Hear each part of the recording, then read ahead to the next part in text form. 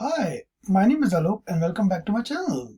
Today we are going to understand the concept of CICD and we will also learn about AWS, code pipeline, code build and code deploy. So let's start. Let's quickly start with the introduction first. So we'll understand what the release process is, where CICD fits in, where does AWS services like CodeSource, build, deploy, and pipeline works, and how does that fits in with CI/CD. And then we'll look into quickly a demo of code build, deploy, and pipeline.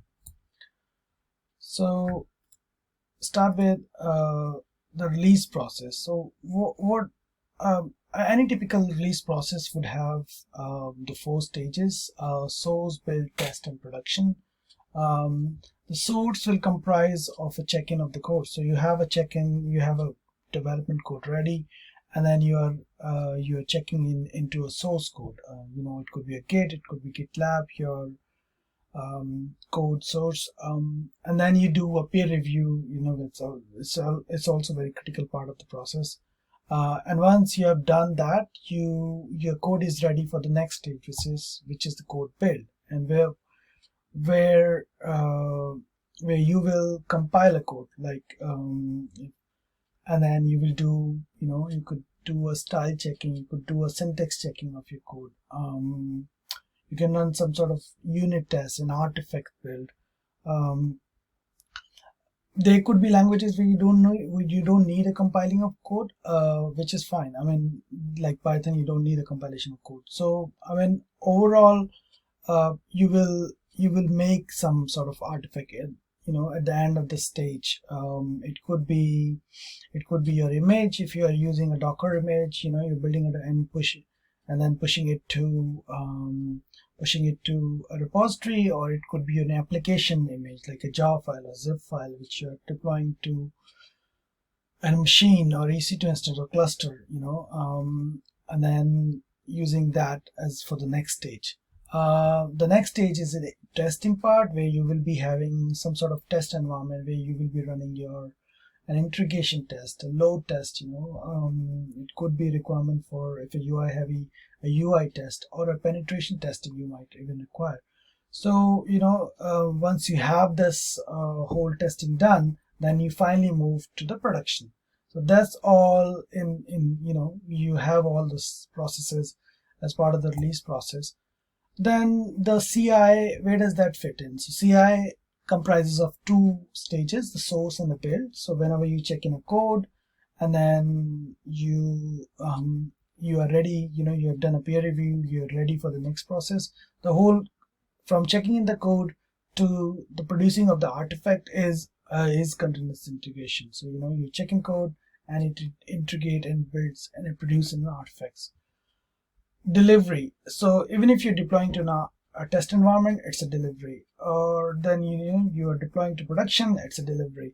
So you're deploying a delivery. So continuous delivery is when you're checking the code, it producing an artifact, and then finally you are you have your code ready for deployment. Then you test it in your test environment and you deploy it to production. So that's comes under the continuous delivery part.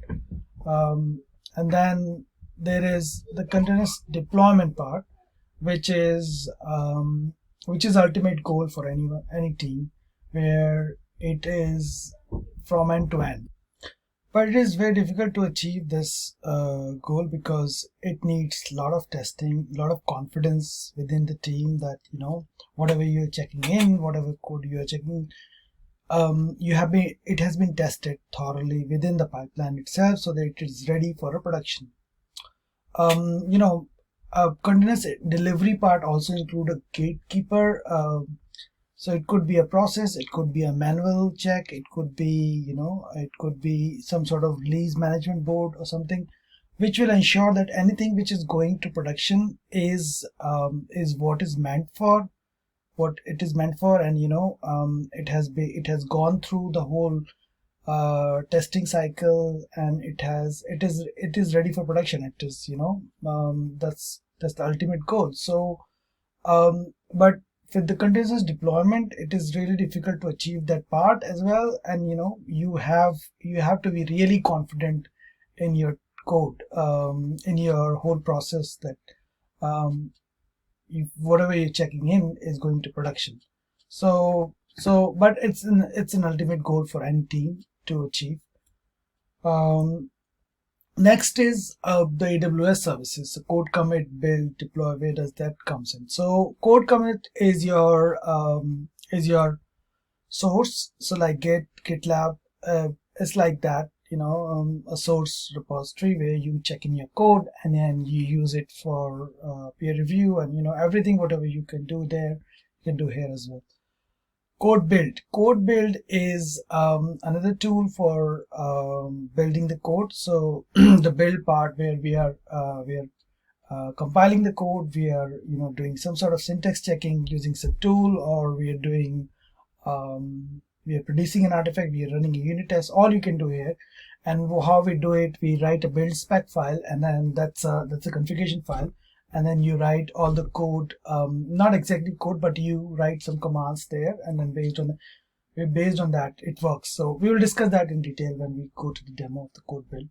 And the deployment part, the next part is code deploy. So you do a deployment through the code deploy. So there would be different hooks which you can use, and then based on those hooks the application will work. Application get deployed. So your artifact is get ready after the end of the code build, and then you use those artifacts to deploy the code to the environment, or EC2 instance, or ECS, or a Lambda, anywhere, and then you deploy that code using CodeDeploy. And the code pipeline is the integration of all these bits. So it's sort of wrapper, or it's a pipeline which will have a code commit stage, a build stage, and a code deploy stage. And when you run a pipeline, it will check out the code from the code commit, and then do a code build, and then finally deploy to environment using code deploy. So that's pretty much it, where this all fits in. And then we will go through the code build demo in detail just in the next slide. In continuous integration / code build part, we'll look into what app we are deploying. We'll create a new code build project, and we'll understand the build spec part, which is a file which will have all the commands which will basically define what code build will do, and then we'll run a code build project, a build. As part of different stages in continuous integration, at every place it could be different, but for our project we'll do a code checkout. We won't do a compile or style checker or unit test, because it's a Python code, so we don't need to compile it. But you can obviously add some unit test if you wanted to see. We have a very basic hello world application, so we don't need it. We'll do a Docker build image. We won't do a scan. If you want, you can do it. In most of the places, in production environment, in real scenarios, we definitely do the scan just to see vulnerability in the image. And then we will push it to a Docker Hub. So this is pretty much it we're going to do. In terms of application, we have a very simple application. A Flask app. I use this app all the time in other demos. If you have seen, this is just a hello world application which will just print a hello world. What we're going to do is we're going to build a Docker image. We'll use Python 3.12.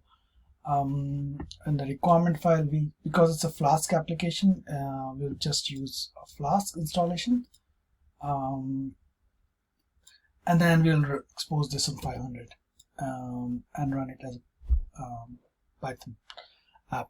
So that's pretty much it. And then we'll look into the build spec file. So that's the code part. We'll not use this build spec. We'll create our own build spec file. But yeah, we'll look into this. So we'll quickly create a code build project. So we name it demo app.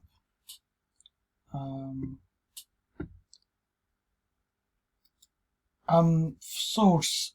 So we won't use any additional setting for now. We'll just leave default. For the source, we can use S3, AWS code commit, or any other Git supported source repositories. So we'll use GitHub because my code is in the GitHub.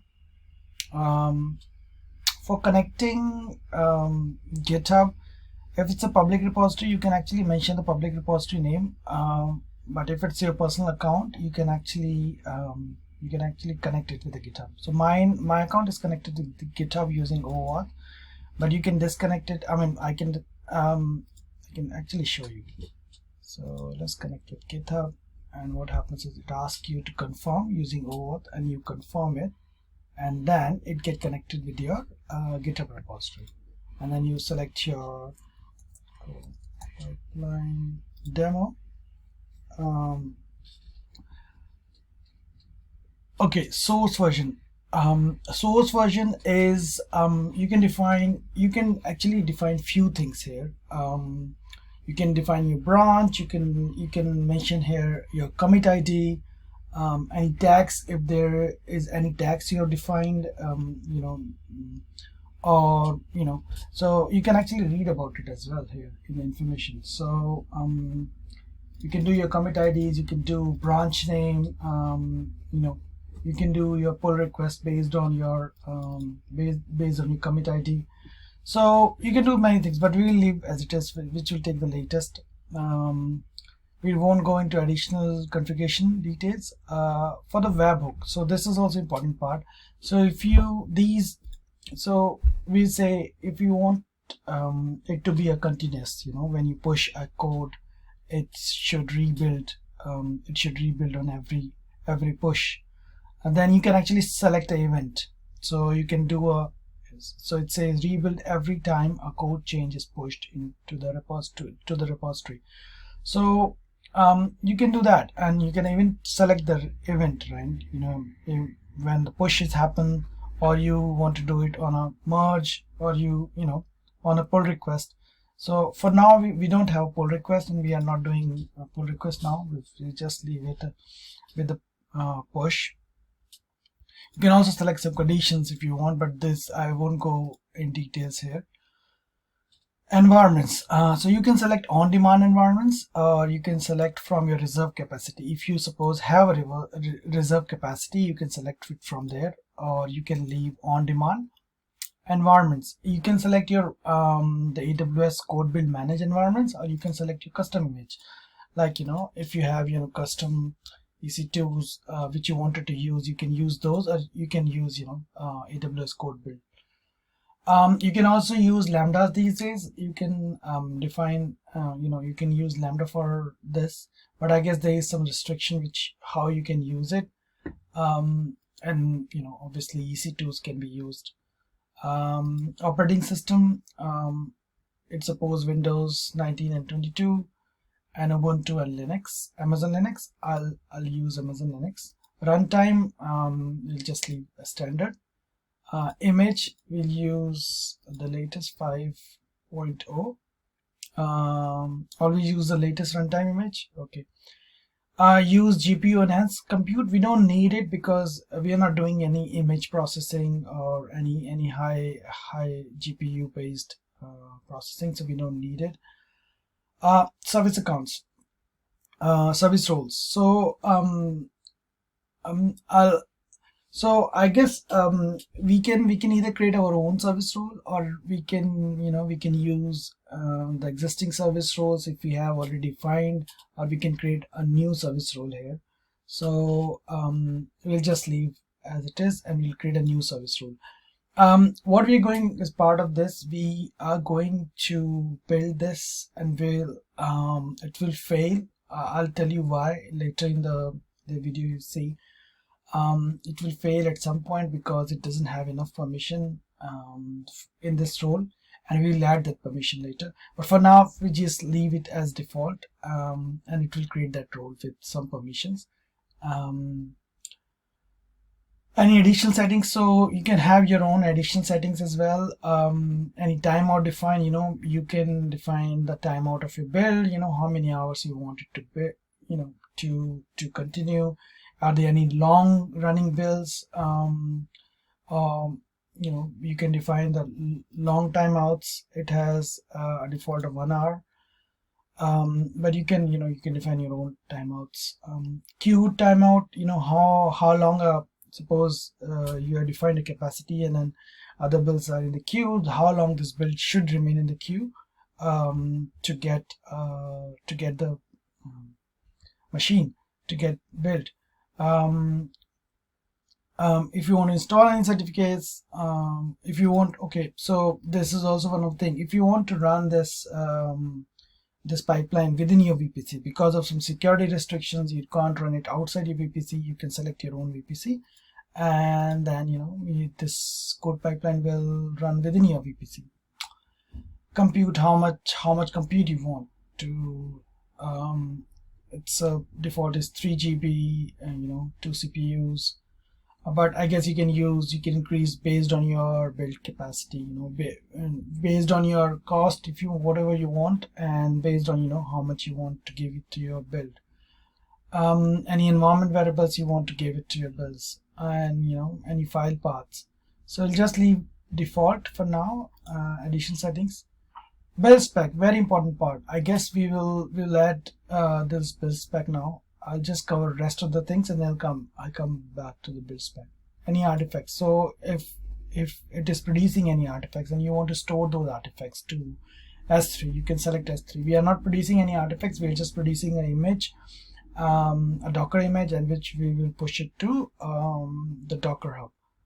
Any CloudWatch events, your logs, your build logs are being produced. So you wanted to push it to CloudWatch because then you can refer it later as well. If your build fails and you wanted to refer it, you can refer it, or optionally you can also store it in S3 because of the same reason. Because suppose it remains for a specific period, then you can actually store in in one of the buckets for your cloud logs for your reference.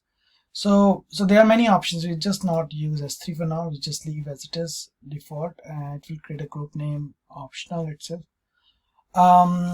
Back to build spec. So let's create this build first without build spec first, and then we'll come back to this build spec part. Let's see if it works.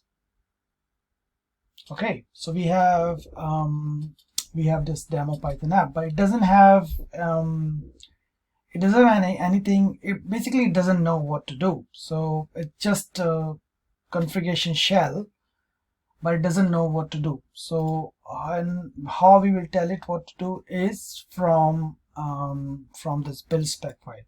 And what we have left it defined default. So we said use build spec file, and so it will always expect a build spec file at the root of your project. So this build spec file is at the root of the project. So we'll leave as it is for now. But yeah, I guess what we're going to do is we will build this build spec file. Okay, so we'll switch it to editor and look at this file. It has it is a YAML file, and it has a lot of places where we can make changes and we can tell this build what to do. So it has environment variables, it has some batch if you want to run, it has some stages, the phase you call, what you want to do. So if you need something to install, you can do install. If you want to run some commands just before the build, you can run those commands. Any commands you want to run during the build, you can run those commands. Any post build steps, any report you want to generate, any artifacts location. So if your build is producing some artifacts, you can store them at some locations. So there are a lot of things which you can do, but let's quickly look into what we're going to do here.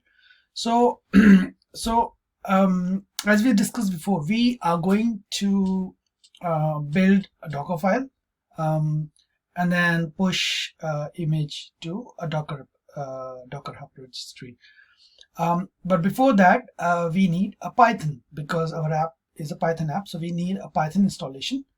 and then we'll install the dependencies for the Python, so which is Flask in our case.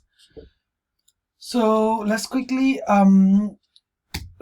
do install. So what we're going to do, we need a runtime, okay, and the runtime which we need is Python, and the version is 3.12. Okay, so we install what we need. Okay, okay. Any command we want to run just before that? No, just leave it as we don't need that. Any pre-build commands? So yes, we wanted to install our requirement file. So so what does our requirement file has? So we looked at before. So our requirement file has a Flask application. So what we're going to do is we will say, and the command we want to run is because once install Python we will have pip. So pip install, and the name of the file which has this requirement is requirement.txt. Okay, so now what it should do is it should install our requirement. Sorry, I missed -r. That's the command. So pip install -r requirements.txt. So that's our command. So what it will do, it will install Python, and then it will install the requirement file, which is a Flask application. Because our application is Flask, so it will install Flask. So what's the next command we want to do? So because we are running this build, what we are doing in this build, we are building a Docker image, and after Docker image we want to push this image. So what the command should look like? So Docker, it should be a Docker build and a Docker push, right? So, and if you want to run some test around it, you can run some test, the stages which we discussed before. You wanted to do, unit testing, any sort of checking in terms of your code check, or if you want to run some external softwares, you can. So it's all command based. You can run any sort of commands, during the builds. So yeah, so let's see what we're going to do. So how a command should look like. So it should, we'll go in detail, but I think we need to log into Docker registry first. So something like Docker login, and the next command should look like Docker build,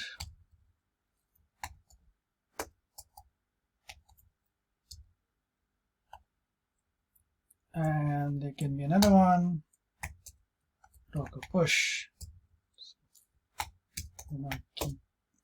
Next push. Okay, so something like that. So so what command do we need? So we need a Docker login command. So Docker login command should be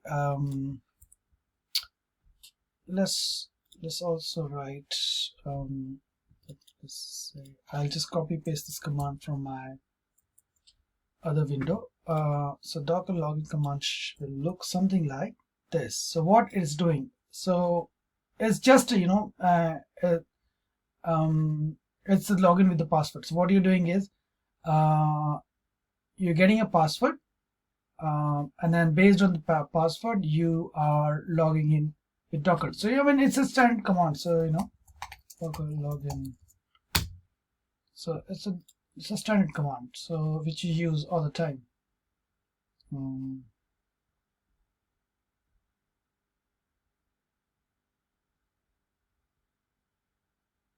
Yeah, so with the password, and you get it from whatever file is. So for now, in our case, what we're going to do is we want to get, because this is sort of secret. So what we want is any password we want to store in SSM. So system manager. What we are going to do is we will store those, and then I'll walk you through about this. And then a Docker push, Docker build command should look like something. So Docker build -t, and you need to tag this, right? So what do you want to tag it? So your registry name, a full path, and a username to log in, and then your basically and your image name. So if you see Docker,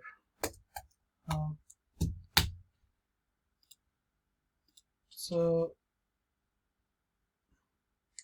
it should look something like this, your this URL, Docker Hub URL, not exactly this, but and then tech with alloc is the username and the name of your image. So okay, so go back in here. So what it should be, so we have so this, if you see, these all are uppercase and with $sign, which are these are variables. We're going to define these variables in up per section in environment variables, but just give us a minute. We'll just understand everything. So what we need a Docker URL, so, and then registry name. I'll just copy this because I have written this in here. So okay, and name of the image. So we'll keep image name is CodePipeline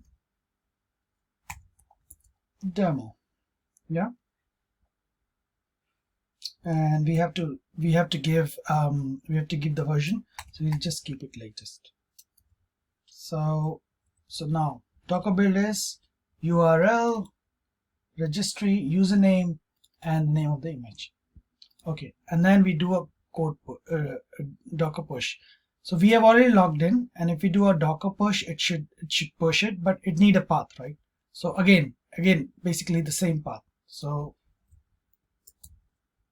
exactly same path, Docker push, and so we have already logged in and the same path. So we have this. Okay, and write some echoes as well, just for our okay. So and in the post we can say the build is completed, something like that. So you do again echo. Okay, and do we need any sort of report? No, just leave as it is. Okay, so any artifacts? Yeah, I mean we'll leave as it is for now. We just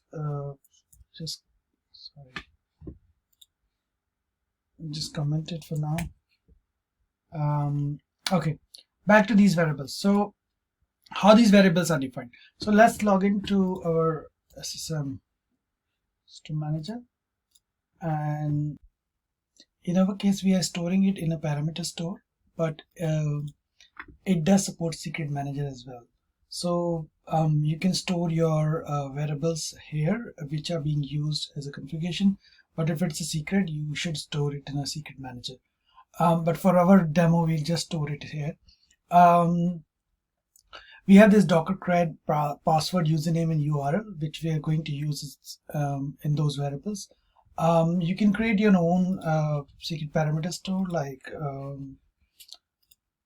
so this naming convention, it's a good practice to use a path when in the real environments you have multiple applications and you're having hundreds of parameters. It would be a difficult thing to manage if you create those parameters and you don't have application names or some sort of your naming convention defined. So we are defining it as docker-cred, or if you have some application, you can define with the application name, or it's just a way of defining what these parameters mean and to which application these parameters belongs to. So you don't it doesn't become confusing at some point when there are a lot of parameters that what these parameters are for. So you can define it as a string, a list, or a secure string. You can actually secure it with a KMS key. But for demo's sake, we can define it just as a text. So we'll leave as it is for now, and we have all these defined already. So we're going to use it in our build spec file. So so it supports parameter store, secret manager, it's some exported variables as well. So we don't need all of this.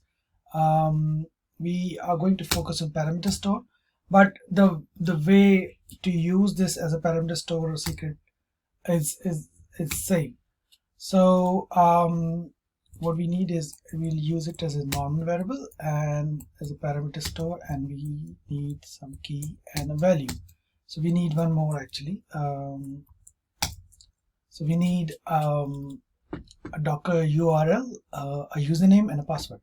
So what we do is we just need. So we need. Let's see what parameters are there. So we have these variables which we will use and define there in the environment variable, and as a value we will take it from the parameter store. We just password here, username here, and the URL here. So we don't need $, and the value will come from parameter store. So password,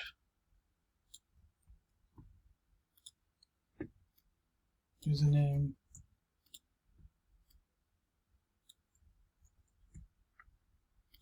and URL.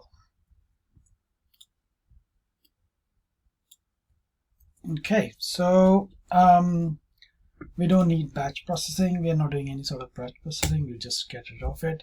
So we have this looks fine, I guess. So we have environment variables, we have runtime, installing Python, and then taking these variables, logging to Docker, and then building the image and pushing the image, and then we're saying build is complete, and then we'll see this image in our Docker Hub registry. So we are not producing any artifacts.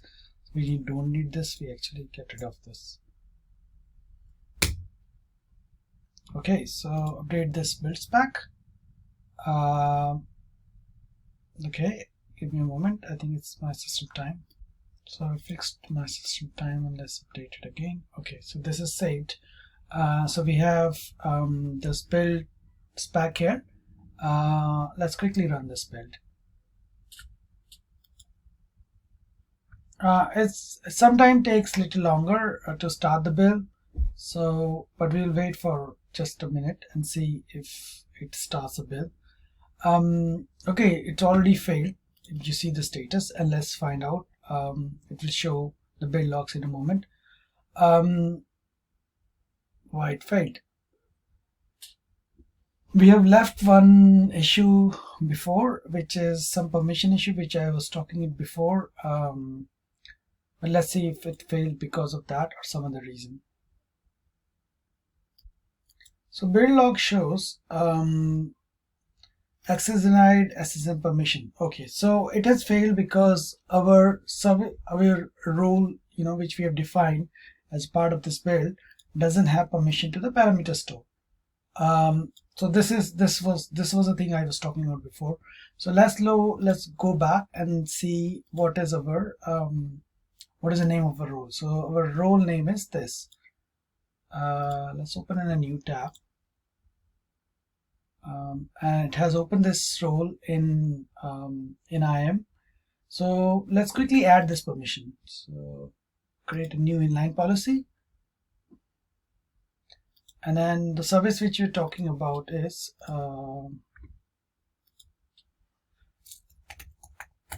system manager, and then what action we need. So let's take it from there. So build history,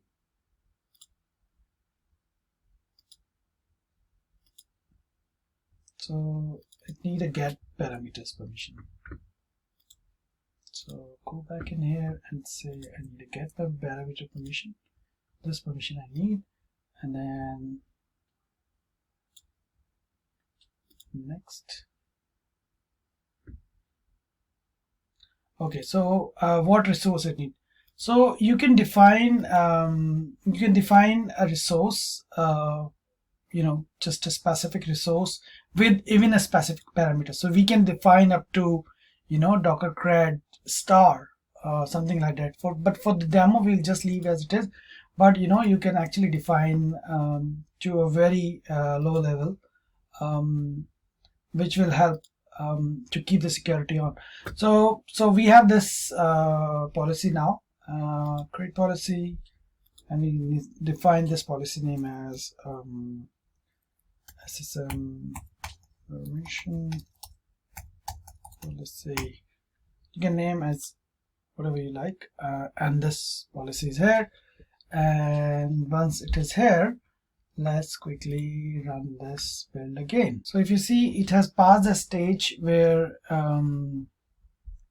it was failing, and now if you see, it has starting come on our installation. So it is installing our Python 3.12. It is installing dependencies, so it did a pip install the requirement file, and then it's picking up the Flask application, and after that it started running Docker image. It picked up this Docker login thing, and login was succeed, and then a simple Flask application latest. Okay.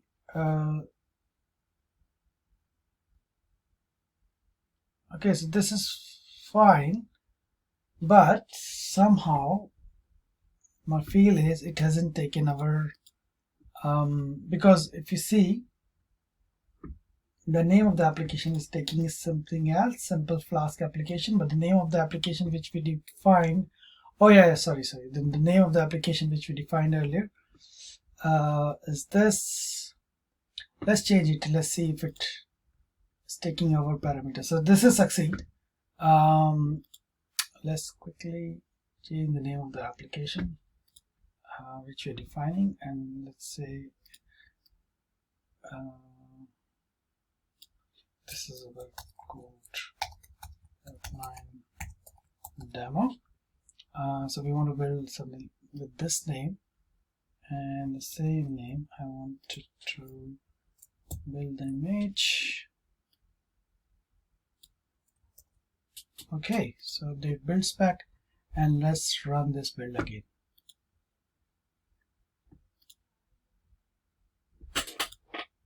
Okay,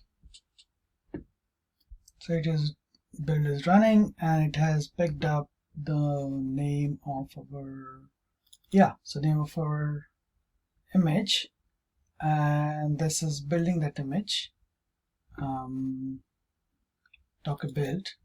And once it is okay, so it is finished. So this is what we have defined in our Docker file. So requirement.txt, it is doing a pip install inside this image, and it has finished. And now it's doing a Docker push, CodePipeline demo, and it is finished. The build is succeeded. So let's look into our Docker Hub if we can find a new image with a name called CodePipeline demo, and with the latest, so pushed just a minute ago. Okay, so this concludes our the code build part. So we'll start with creating an application. So we can name our application as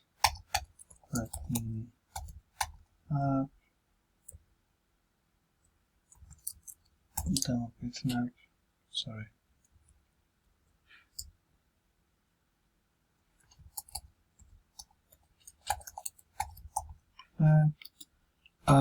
So this is where you're going to deploy this application. Either you're going to deploy on EC2s, or you're using serverless lambdas, or you're deploying to ECS clusters. So we'll use EC2s, and we'll just create an application. Okay, right. So we'll try again after fixing the system time. Okay, so we are able to create a new deployment app. What we need is a machine now, EC2 instance, where we can actually deploy. So I'll quickly create a new EC2 instance, and let's call it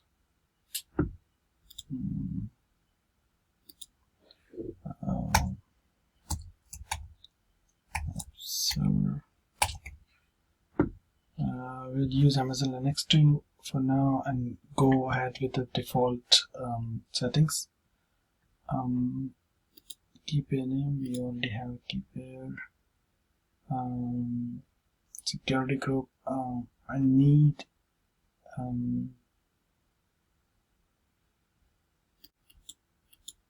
so let's enable SSH from anywhere for now. I don't need anything else for now.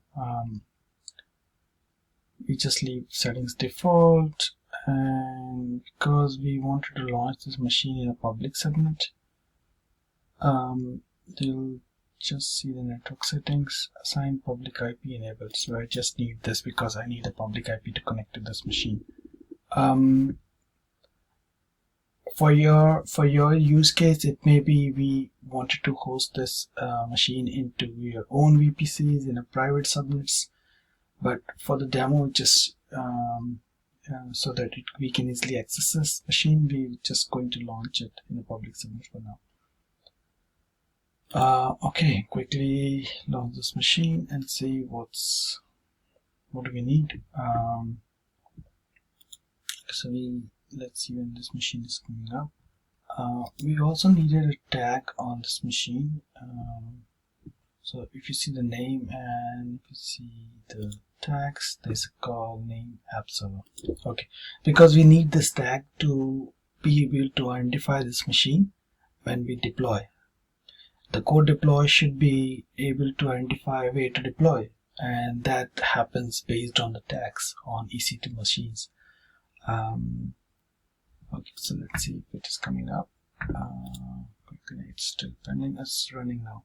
So once we have this machine up and running, let's connect to these machines. So we'll connect it using this client.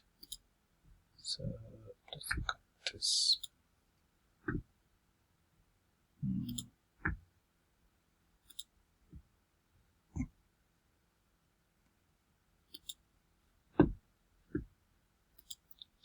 Machine. So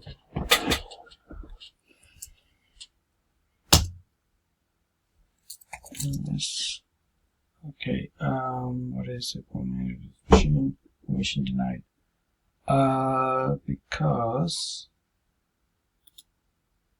come to this machine, it's to go to domain, teach mode is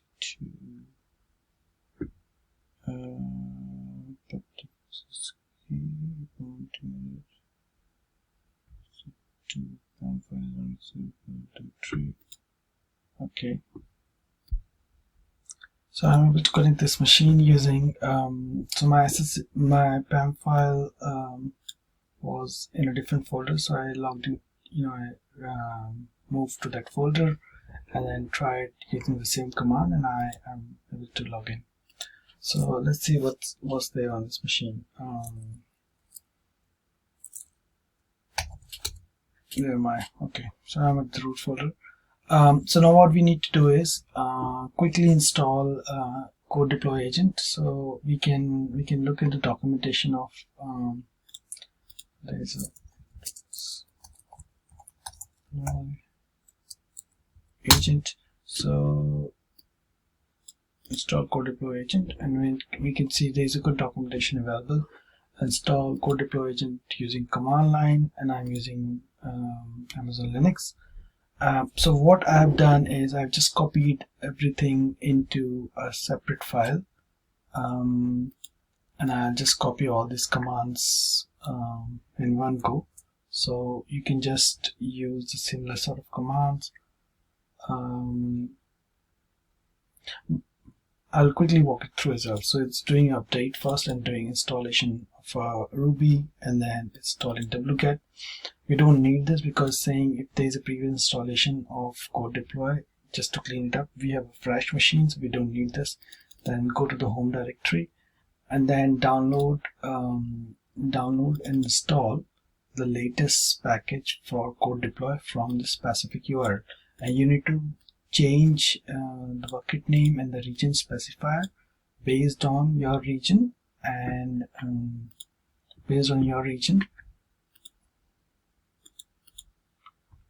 the bucket name, and you can get the information of the bucket is from here. So my region is US East, so I need to use the bucket name as this, and the region identifier is this.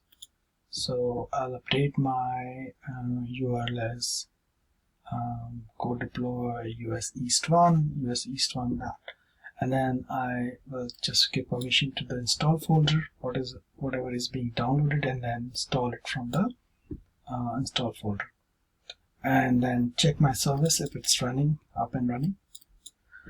So I quickly copy paste all of this. Let's see if it works. Okay, let's see. Yeah, use this installation Ruby, and then we complete. Installing is CodeDeploy agent is downloaded, and then installing the CodeDeploy agent, and then I check the service and it says started. Yep. Okay, cool. So it looks fine.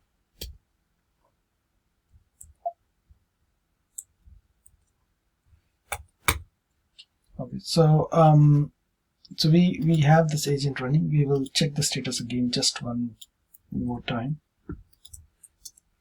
and the agent is started. Okay, so looks fine. Then we have an agent. Now we have EC2 instance. We need two rows. One is to access CodeDeploy from EC2 instance, and another is from CodeDeploy to be able to talk to EC2 instance to be able to deploy the application. So or we can use a single role for both the purposes. So that's what we're going to do. We're going to create a new one role, and then just so we'll create EC2 use case.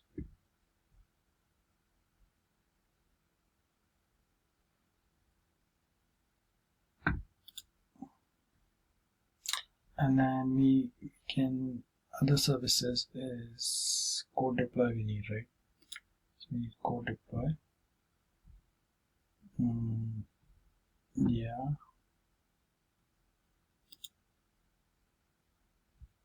So we need this row. Next, can we name it as demo EC2 CodeDeploy row. Okay. Yeah. So this will allow, this is trust policy, and this will allow CodeDeploy access, but we need another trust. Is so that EC2 can also talk to it, right? So just need another trust. So we need another one. There is EC2. Next, and then we need EC2 full access or something. For now, I mean, you can select a specific permission, but for now we'll just give full access as well. So okay, so it has CodeDeploy and EC2 full access, and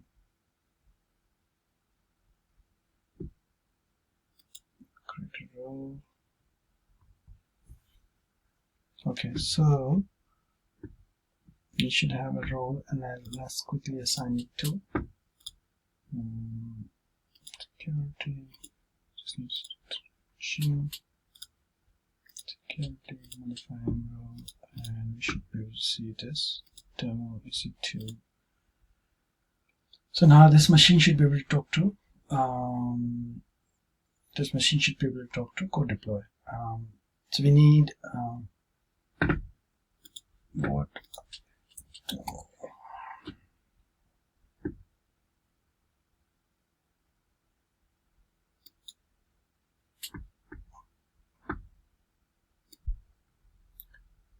So looking at the trust policy, at the moment, if you see a trust policy, it says EC2 Amazon.com. So it basically means it can only talk to it's only for EC2s, so it has a permission for only EC2s. So what we're going to do is we'll make a minor amendment and we'll add another trust for it and say we need this for CodeDeploy as well.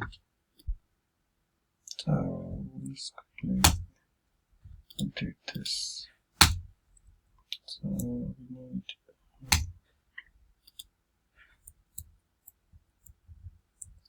this.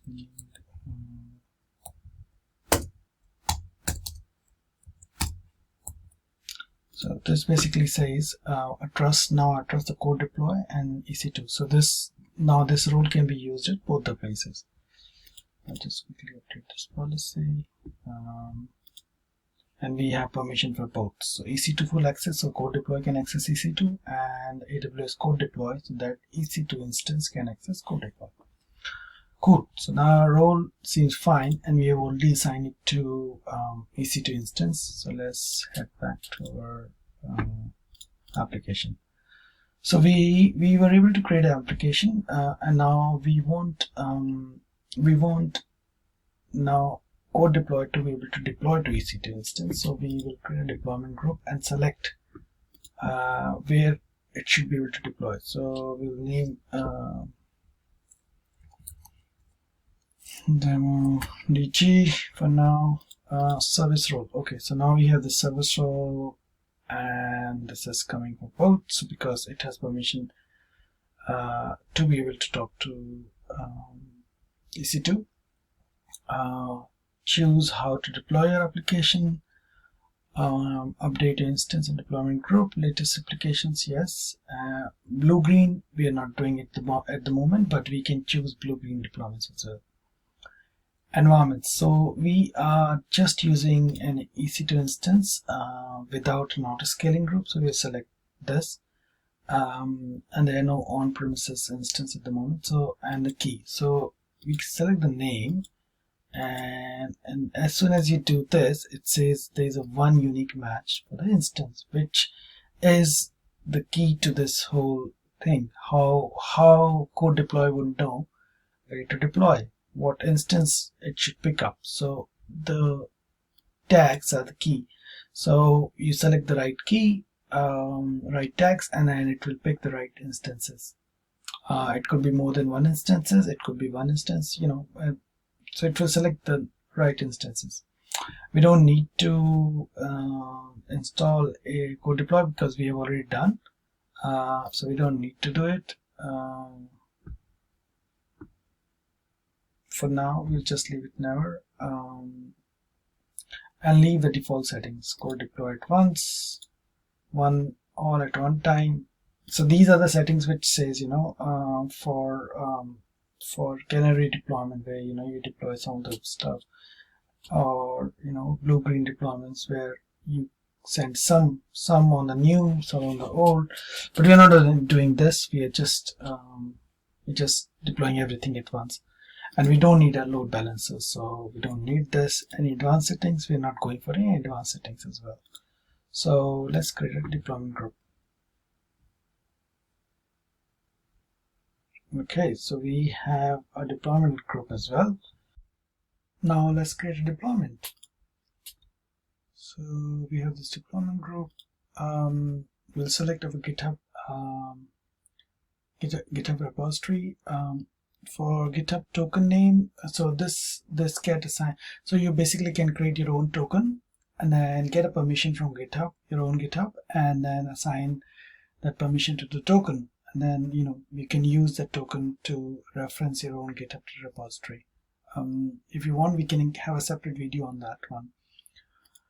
Repository name, so we're going to take the repository name. So we don't need a github.com, so we just need the main repository name.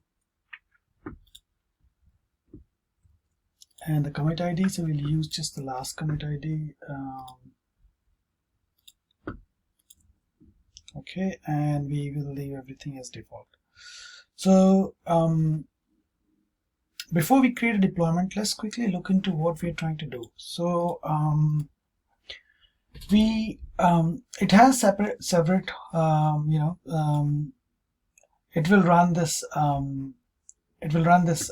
hooks, different hooks, and it looks for appspec.yaml file, and we have that appspec.yaml file in the root location, root of the folder, the code. So this file has several hooks. We will use just 2 for now, but there are few you can use, and there's a good documentation in AWS for this one.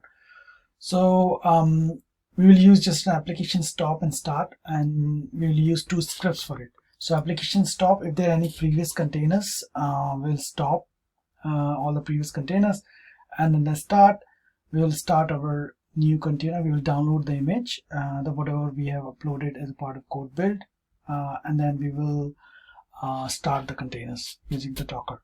So just quickly look into it. In the start, we are just logging into the root, and then we are downloading the image, and then we are just running the container.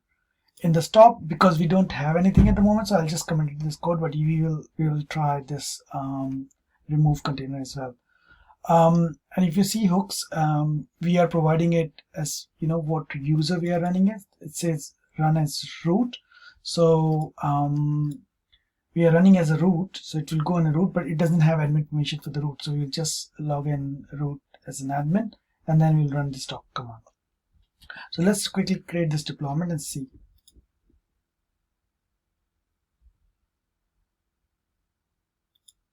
Okay, so I just created a deployment and it is in progress, and let's quickly take a look. Okay, it failed, and I know why it failed, but let's quickly see. So it says it doesn't have a Docker. So when we installed CodeBuild, CodeDeploy agent on on the EC2 machine, we should have installed the Docker as well, because we are using our Docker, but we don't have that on the machine. So what commands we need, I have already added to the script. So we need these 2 commands to install the Docker on the machine. So we'll just quickly go jump on the machine and run these 2 commands. Okay, so let's see if we have a Docker.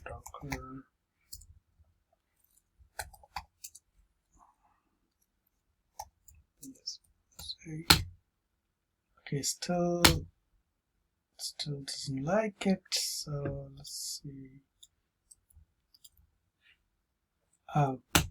Because I'm running, so my user doesn't have any permission, so I should run this. Okay, so it does run. So now the Docker is there, so I'll run this again, the same deployment. So retry the same deployment. Now hopefully we should have a green build. Green, let's see the events. So application stop, we are not doing anything. We have just commented everything. So these are the hooks which I was talking about: application stop, download bundle, before install, during the install, after install, application start, and a validation of the service. So we're just using 2, after install, and we're using application stop at the moment, but you can basically use all of them. This is just to get an idea what is. So now this works. Let's try another thing, which is our the stop container as well. So let's try this. So we will stop a container, and we'll see how it works. We just don't need help. Okay, let's see. We have agent running, so I'll just comment this. And we'll stop.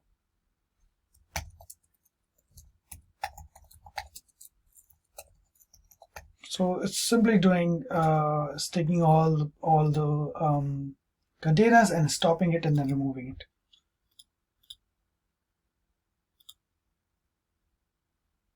Okay, so this should get pushed, and then we should have a new commit ID. Sorry, we should have a new commit ID. Yeah, so we'll just copy this And then what we're going to do is we'll create a new deployment from applications demo group, and then here we'll create a new deployment. So what we'll do is we'll just copy an existing one.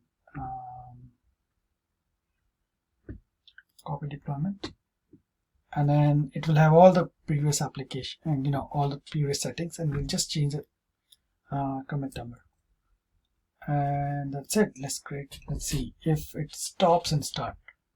Let's see what just at the moment it is there. Oh, it has 2.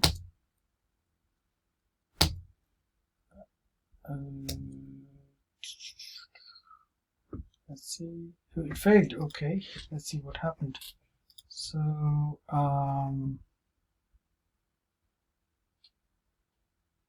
failed programmatically external connectivity points. Okay, maybe we were using this, so I'll just stop messing with this port already allocated. Oh, so because port is already allocated, but it should have picked up our let's see what happened in the previous stage. So what happened in our events? Application stop. Did it do anything? Just in 1 second. Fail root user. Okay, let's quickly delete this deployment and then create it from the scratch, because sometimes it takes from the cache as well. Port is already allocated, because what it is complaining about is because this port is already there, so it hasn't stopped. It doesn't stop the container. But what we are looking for is stopping the container.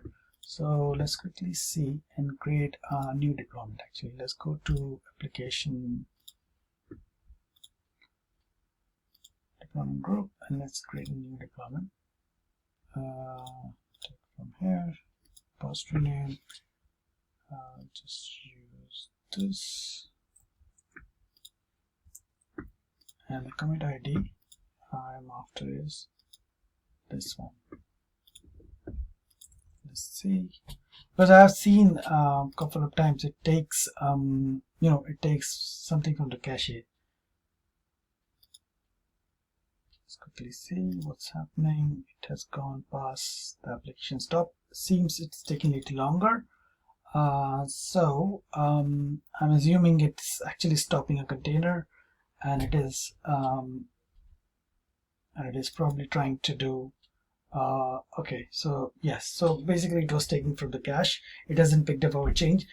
So yes, what it did is it stopped. It took a little longer, but it stopped the container first, removed the endpoint, and then it downloaded our image and then installed it. So that's pretty much it for this part. And then let's move to the next part, which is application code pipeline. So we will connect all the dots, and then we'll make it as a part of the code pipeline, and which will run from code build to the code deploy. Let's create a new pipeline. Name it as demo code pipeline. We keep pipeline type of version 2. We can create a new service role. We already have existing service role as well, but we can keep our name whatever we like. We can type basically it will create the service role. We are not going into any advanced settings. We'll just keep as it is for now. It will have a bucket for S3, just keeping our artifacts. We'll just leave as it is. Next.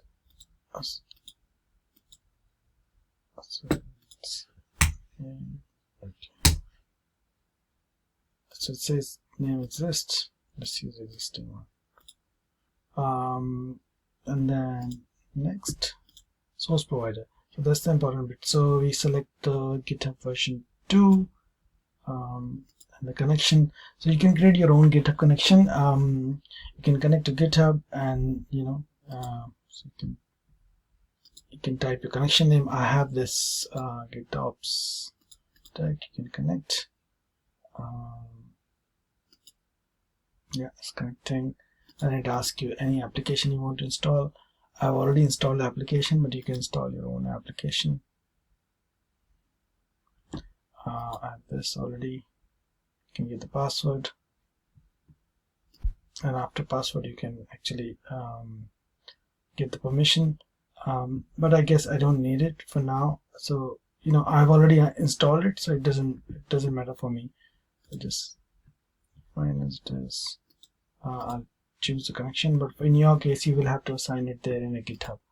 The name of the repository, so we choose the name of the repository, so just the name and the repo name. Copy this. We'll keep the trigger as pushing the branch, so any changes made in the branch would trigger this pipeline. We only have one branch, so I'll just keep that one, the main, and leave everything else default. Provider code. So we have already used CodeBuild as our build provider. We're not using Jenkins. We have an app defined already. Just use a single build to default, and our deployment provider. So that's our CodeDeploy.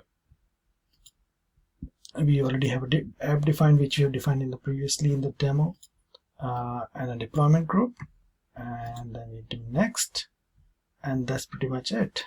We create a pipeline, and as soon as we create a pipeline, it should trigger a build, which will pull latest from the source, and then it should do a code build, and it should do a code deploy. Let's see how it works. Okay, so source checkout is fine. It is able to, and now it is doing a code build. We can actually take a look in the detail here. So complete. I'll just finish, and it's still showing any progress. But hopefully this should complete within this minute or so. Yeah, this is complete. And yeah, and let's succeed. And then it's going a code deploy.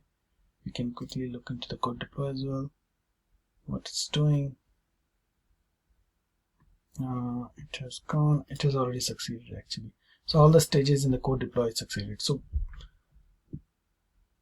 So this is this proves that the pipeline is just a wrapper over build and deploy, and it does work more beautifully with CodePipeline. Is all stuff. So yeah, that's pretty much for our demo. If you like it, please share it with your friends. Please subscribe to the channel. It's really helped us. And thanks for watching.